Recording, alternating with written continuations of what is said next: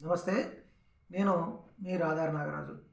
ఈరోజు మనం భారతదేశ చరిత్ర గతిని మార్చినటువంటి ఒక మహామనిషి, ఉపాధ్యాయురాలు, తర్వాత ప్రధానోపాధ్యాయురాలుగా పనిచేసినటువంటి గొప్ప మనిషి గురించి ఈరోజు చర్చించుకోబోతున్నాం. రేపు తన యొక్క జయంతిని జరుపుకోబోతున్నాం. 195వ జయంతిని తెలంగాణ రాష్ట్ర వ్యాప్తంగా తెలంగాణ రాష్ట్ర ప్రభుత్వం ఈరోజు జరుపుకోబోతుంది. అంటే 195 సంవత్సరాల తర్వాత ఒక మహామనిషిని గుర్తించి ఈరోజు ప్రభుత్వాలు ఆమె చేసినటువంటి కృషిని గుర్తిస్తున్నాయంటే ఆమె చేసినటువంటి చరిత్రలో ఆమె చేసినటువంటి గొప్ప విజయాలు, సాధించిన విజయాల గురించి మనందరం చర్చించుకోవాల్సిన అవసరం ఉంది. ఎందుకంటే 1831లో మహారాష్ట్రలో జన్మించినటువంటి సావిత్రిబాయి పూలే చిన్నతనంలో 9 సంవత్సరాల వయసులోనే పెళ్లి చేసుకొని ఇంటి బాధ్యతలు ఉన్నప్పుడు తన యొక్క జీవితాన్ని లీడ్ చేస్తూనే ఎట్ ద సేమ్ టైం తన యొక్క భర్తతో కలిసి మహిళా విద్య కోసం, బడుగు బలహీన వర్గాల విద్య కోసం ఆ రోజు కృషి చేయడం జరిగింది. అంటే 1940లో వివాహం అయిన తర్వాత 1948లో మొట్టమొదటిసారిగా బాలికా విద్య కోసం పూణేలో ప్రభుత్వ పాఠశాలల ధీటుగా తను ఎట్లా ఇప్పుడైతే నడుస్తున్నాయో అలాంటి ప్రభుత్వ పాఠశాలలాగా ఒక ఫ్రీగా ఎడ్యుకేషన్ ఇస్తూ మంచి విద్యనిచ్చడానికి ఒక పాఠశాల నెలకొల్పడం జరిగింది. అదేవిధంగా ఆమె చేస్తున్న కృషిని గుర్తించినటువంటి బ్రిటిష్ ప్రభుత్వం, ఆ రోజు ఉన్నటువంటి బ్రిటిష్ ప్రభుత్వం 1852లోనే ఆమెను అత్యున్నతమైనటువంటి గౌరవాన్ని కూడా ఇవ్వడం జరిగింది. అదేవిధంగా ఆ రోజు జరుగుతున్నటువంటి పరిస్థితుల మీద కావ్య పూలైనటువంటి తన యొక్క కవితా రూపంలో తన యొక్క వివిధ అంశాల పట్ల తన యొక్క భావ వ్యక్తీకరణ కూడా ఆ రోజు చేసేటువంటి ప్రయత్నం ఆ రోజు తను చేసింది. అదేవిధంగా తన భర్త చనిపోయినప్పటికీ తను ఆ రోజు ఉన్నటువంటి పరిస్థితుల్లో తన యొక్క ఆశయాల్ని సాధించడం కోసం ఆ రోజు ఉన్నటువంటి పరిస్థితుల్ని ప్రభుత్వాలకు చేరవేసే విధంగా, అదేవిధంగా ప్రజలలో ఉన్నటువంటి మూఢనమ్మకాన్ని పారదోలే విధంగా ఆ రోజు ఉన్నటువంటి వితంతు వివాహాలు కావచ్చు, లేకపోతే ఇలాంటి వాటి మీద కూడా తన యొక్క ప్రయత్నాలు చేసింది.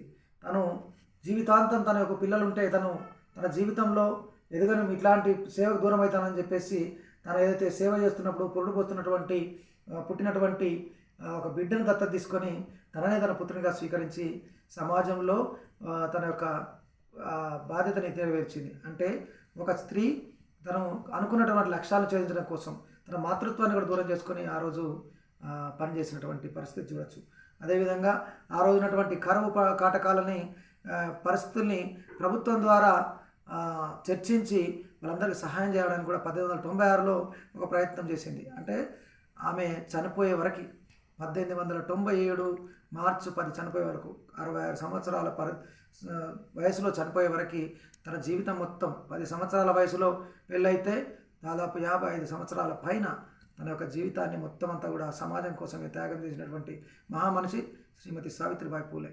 సావిత్రిబాయి పూలే ఆ రోజు ఉన్నటువంటి బడికి పోయే పరిస్థితులలో ఒక చుట్టూ ఉన్నటువంటి వాళ్ళు ఎగతాళి చేసేటువంటి పరిస్థితులు, చుట్టూ ఉన్నటువంటి వాళ్ళు దాడులు చేసే పరిస్థితులు ఆ రోజు ఉన్నాయి.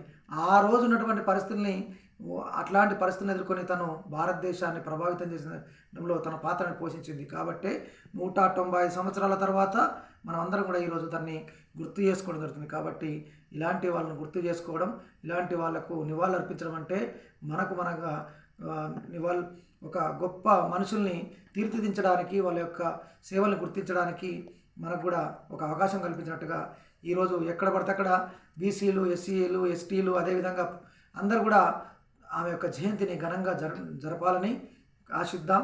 ఎందుకంటే ఒక బడుగులో బలహీన వర్గాలు పుట్టిన మహిళ కాబట్టే తను బడుగు బలహీన వర్గాల కోసం, అణచబడినటువంటి మహిళల కోసం పనిచేసింది. అదే అగ్రవర్ణంలో పుట్టినటువంటి మహిళ అయితే అలాంటి పని చేయకపోవడము అని చెప్పి ఒకసారి అనిపిస్తూ ఉంటుంది. కాబట్టి ఆ రోజునటువంటి అగ్రవర్ణ దాడుల్ని, ఆ రోజునటువంటి అగ్రవర్ణాల పెత్తనాన్ని తను ఎదుర్కొని కూడా ఆ రోజునటువంటి పరిస్థితుల్ని ఎదుర్కొని ఇలాంటి సేవ చేసింది. కాబట్టి తనని మనందరం కూడా గౌరవించాల్సిన అవసరం ఉంది.